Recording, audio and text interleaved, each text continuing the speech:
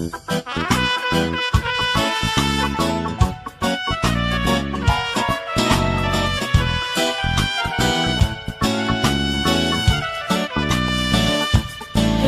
ram đi kan ni lo khoa xin kalai me kan ni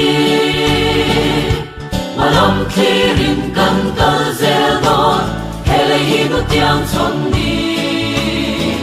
kan pan me kwa din moi chu hele ram mi kan ni lo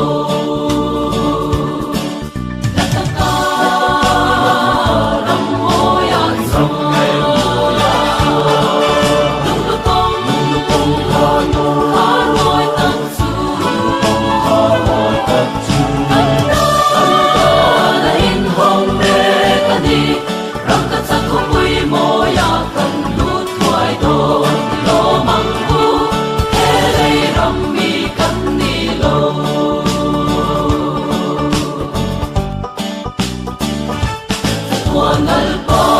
kwa le tui mangai na la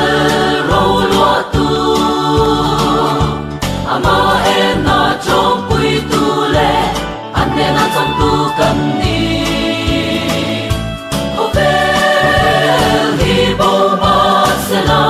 kan cha tuan kun va na ni